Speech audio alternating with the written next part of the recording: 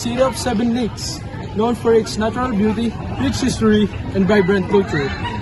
This city offers unique blend of tranquility and tradition. Join us as we explore three iconic destinations: Sampaloc Lake, San Pablo City, Cathedral, and Doña Leonila Urban Park. First, we visit Sampaloc Lake, the largest of San Pablo's 7 lakes.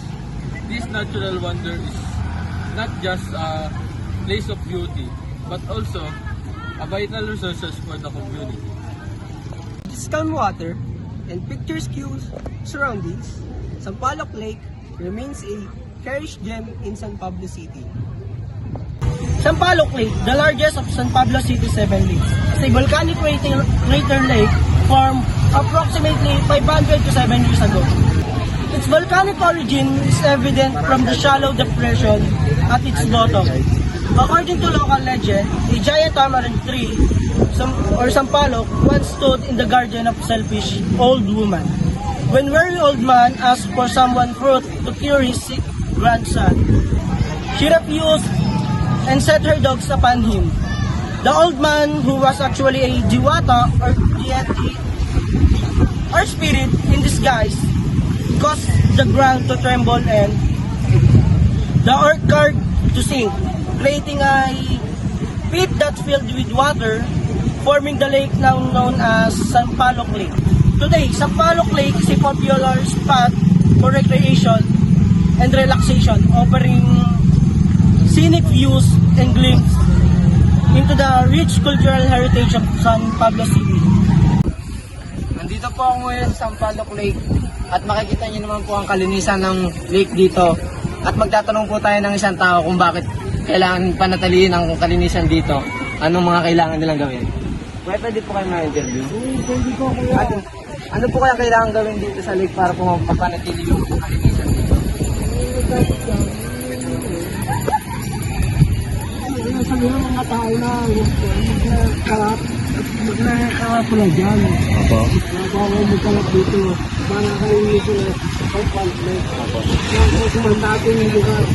Maraming salamat po at sabi po ni tatay. Ayusin natin ang ating pagtatapon ng basura para malinis ang ating kapaligiran, lalo na dito sa lake.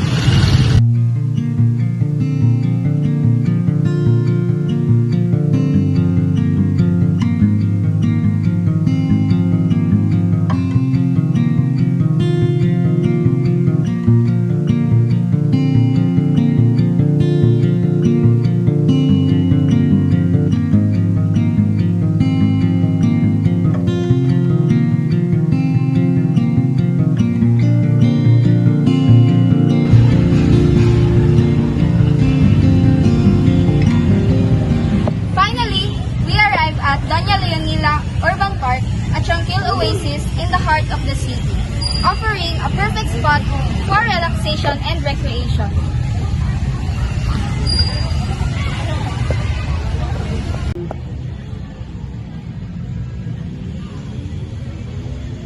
Doña Leonila Urban Park is a testament to the San Pablo City's commitment to preserving green spaces for everyone to enjoy.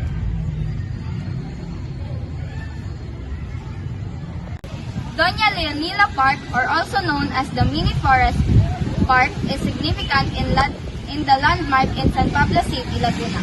Established in the early 1960s during the administration of Mayor Laura Dizon Sr. The park was named in honor of the First Lady Doña Leonila D. Garcia, wife of President Carlos P. Garcia. Strategically located overlooking Sampaloc Lake, the park has undergone several enhancements over the years. In the 1960s, with the assistance of Rotary Club of San Pablo and under the supervision of Dr. Juan D. Hernandez, the park saw the construction of various structures, including a fountain featuring a statue of country lands with agricultural harvest as its centerpiece. In 1987, the park was declared a mini forest park by the Bureau of Forest Development under the Urban Reforestation Program of President Corazon C. Aquino.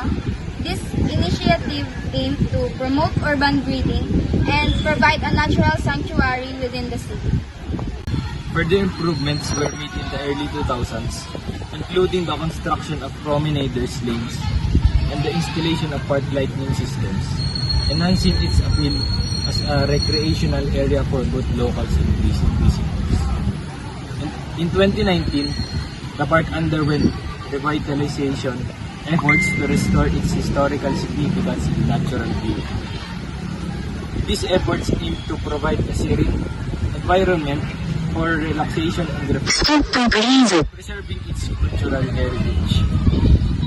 Today, Doña Leonila Park stands as a testament to San Pablo City's commitment to preserving its historical and cultural landmarks, offering a tranquil retreat amidst the urban landscape.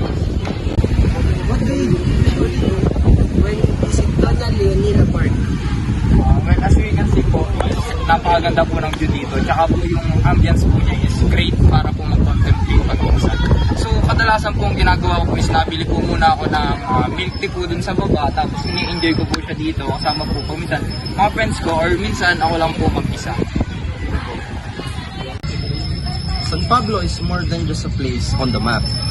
It is a city of beauty, history, and community. We hope this journey inspire you to visit and experience the charm of San Pablo for yourself.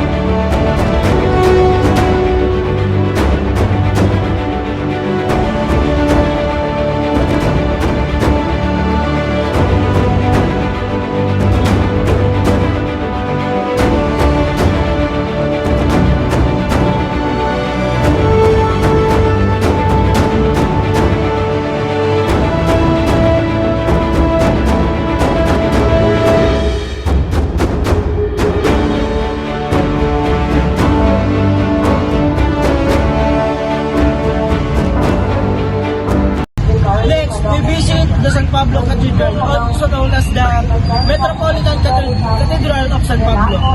This historic church has stood as a symbol of faith and resilience for centuries.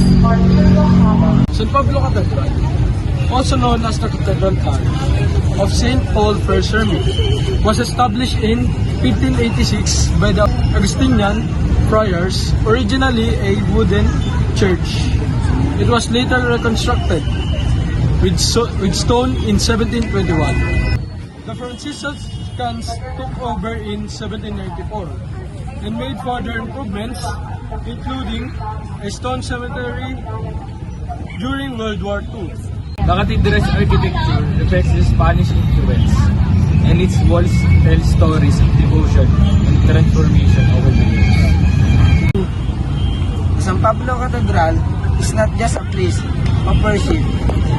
It is witness to the story of our city, a sanctuary for the faithful and testament to the enduring spirit to our people. Ngayon ay nandito ako sa San Pablo Cathedral Church para mag-interview ng mga tao.